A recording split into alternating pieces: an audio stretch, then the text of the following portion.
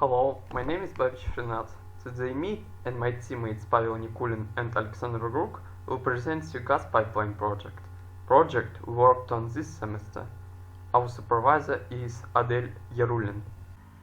In our presentation, we have several parts. In the first part, I will tell you about problem we tried to solve, data we had, and then Pavel will tell you about methodology we used and results we've got.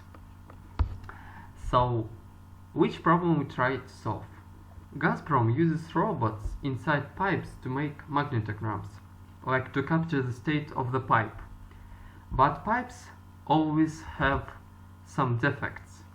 So operators use these magnetograms to find and classify pipe defects. But process of classification is not automated. So we want to make operator life a bit easier by creating a classifier from the unbalanced dataset of gas pipe images. This dataset is unbalanced because most part of the whole train data takes corrosive, more than 80% from the whole classes. So we had about 60,000 pipe images overall with 8 kinds of anomalies. On the left you can see examples of original unchanged magnetograms. And statistics shows that kind 1, which is corrosive, takes more than 80% of the whole dataset, more than about 50,000 images, while kind 8 takes less even than 1% of the data. But that's not only one problem we have. We trained TSNE embeddings from the data and got the following picture. This picture shows that our data, these points are samples from our datasets, are messed up. So they're really similar, and we need to make a robust classifier which will really distinguish between really very similar classes, samples. And in the 3D we have a similar picture, like all samples are messed up. But how, firstly, how did we load and preprocess data? From the whole dataset we choose only part of random samples, about up to 600 samples for each class. Then we cut a defects box with some margin around, grayscaled it, applied averaging filters, split into train test in 80:20 proportion, and then we augmented train data. After train test split, we had 500 samples for each class. We augmented it to 750 samples by using following augmentations: blur, shift scale rotate, and horizontal flip. Here you can see examples of original and augmented images from the original. Like these two are augmented from this picture. So after preprocessing and training data, we will have balanced datasets containing 750 samples from each class. Also, here you can see example of original unchanged magnetogram and preprocessed sample. Our test data is balanced but not augmented. Each class will have about 120 test samples. Now Pavel will tell you about methodology we used for solving this problem. In this part of presentation we are going to overview our approach, discuss some difficulties that we faced during the implementation, review overall structure and architecture of our model, and briefly review the results. Also, during the presentation I will show some code snippets to expand my explanation. So let's start with the methodology adopted. Our original idea was to create some embeddings of our data so we can designate our clusters, different types of data according to their labels. Our original idea was to use Autoencoder, which firstly learns to embed our data in some latent space, and then based on this mapping from the original dimensionality to latent space, perform clusterization. So the original idea was to basically learn from data different types of clusters for each particular class and then perform clusterization to find these clusters, and then in future assign labels for unseen data based on belongingness to some particular cluster, and basically use the coder part of the model to map original data in latent space, where we assumed our samples would belong to some particular category. But unfortunately, our results were not so good as we expected. And so it brings us to a newly adopted strategy.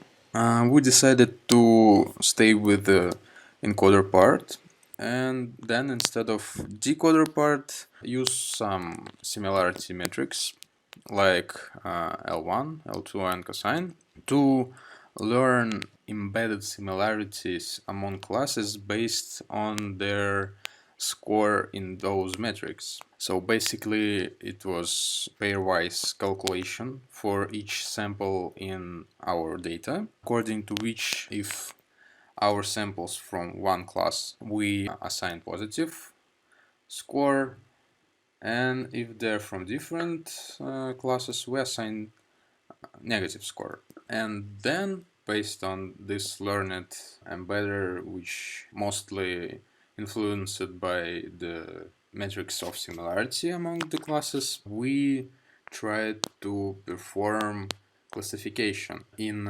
embedded space by using key nearest neighbors. So overall structure is following. We have original image, we embed it, then we calculate distance loss with each metric in batch, so we can calculate overall loss for batch. And our assumption here was that we will be able to designate our clusters more precisely and to improve the results even better, not use clusterization, which is unsupervised method, instead use classification based on one of the metrics by applying k-nearest neighbors to assign classes for unseen data based on embedded data. Now we can overview some temporary results. F score was computed for each metric in our model. So this score shows classification accuracy and overall F1 score for each class in our data. Classification from k nearest neighbors with metric L1 was used as a primary measurement of similarity between vectors in this algorithm. Overall score is not that big, but it's just slightly better than random choice. F1 score for L2 metric is slightly better, as you can see, and cosine something in between. This is performance of our model during the training and test process. As you can see, we have convergence. This is the same statistics for L2 metric and for cosine metric. This is our confusion metric. Unfortunately, we can see that clearly we don't have beautiful diagonal with all ones. We have a lot of confusions among our classes. The same situation here and with Cosine. And this bright spot on the map, as we can see, is related to the fact that we have unproportional distribution of our samples, and one class is represented much more among the others. And this is result of embedded distribution of our data.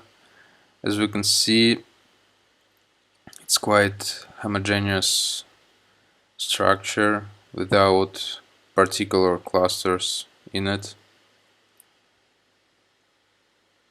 So the results are not that particularly great. And then we tried to use some additional approaches that we thought can help us to improve the accuracy of classification. And now let's overview what we tried to implement next. Next idea was to stick to the plan with encoder and metrics, but add some additional enhancement like Siamese network and ArcFace. Siamese Autoencoder helps us to embed our embedded features even more, and then use another way of trying to find similarities between those features in latent space. Again, it's performed pairwise per each sample in batch, and it's loss added to the overall loss of our model. And then next enhancement is ArcFace, which is again one of the ways to compute similarities between vectors. It's based on cosine similarity with additional tricks, and it's represented as an additional head of our model. And so overall architecture can be seen on this diagram. So we have two stages. Firstly, we learn our latent representation. For this we use our encoder with convolutional neural network. And then based on the embedding, we calculate loss in those three parts of our model: ArcFace loss, each metric of L1, L2 and cosine, and Siamese loss with our Siamese network. And after we learned our latent representation, our mapping from original dimensionality to embedded, we map all our original data in latent space and perform k-nearest neighbors for final classification. Now we can switch to code, where I will briefly describe what we achieved. So this is architecture of our autoencoder. So it's three convolutional layers with batch normalization and max pooling. This is number of parameters. It's pretty sparse network. Then it's our metrics, which shows us similarity of our embedded vectors. It's L1, L2 and cosine. This function helps us to calculate pairwise loss.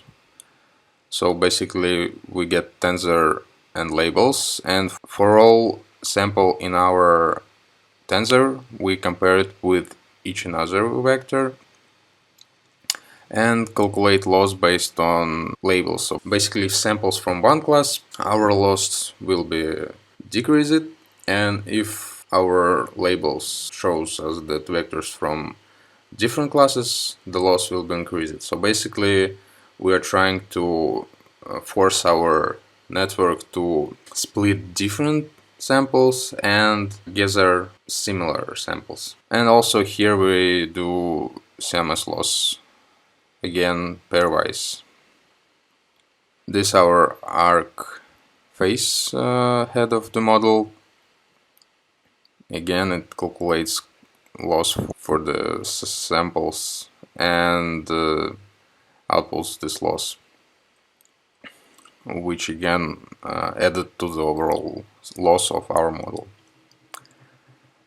This is Siamese network, just two dense layers and Euclidean distance to compare similarity of deeply embedded vectors. This is our preparations. We add noise to original image, again to force our model split samples according to their classes even better, even with noise.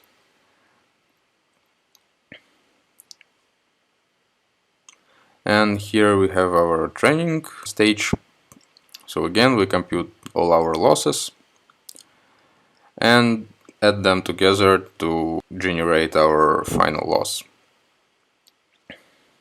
And just backpropagate to our model. Pretty standard procedure here. And after we train our model, we can perform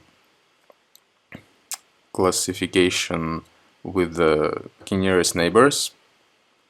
And again, for checking similarity within k-nearest neighbors, each particular metric was used according to the embedder.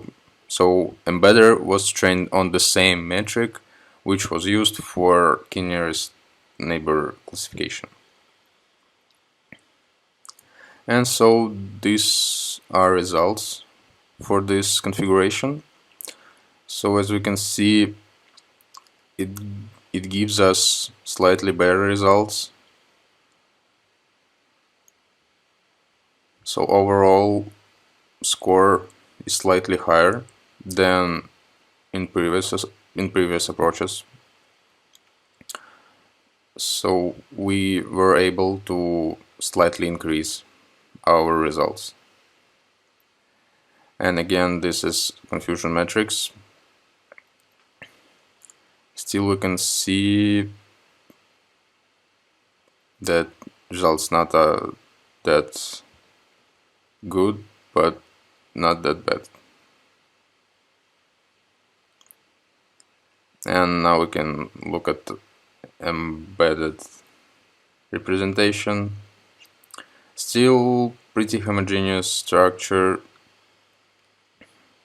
Also want to mention that we used augmentation because of disbalance in our dataset. We had to artificially pump our classes which were not that huge compared to main class. So this is for L1 metric, this for L2, still pretty homogeneous structure.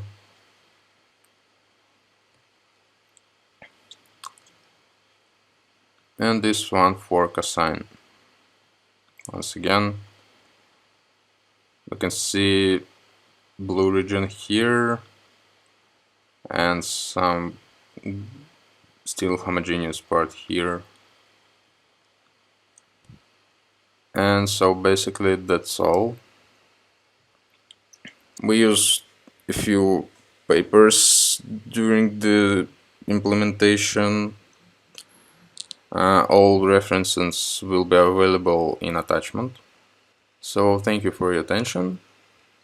That's all.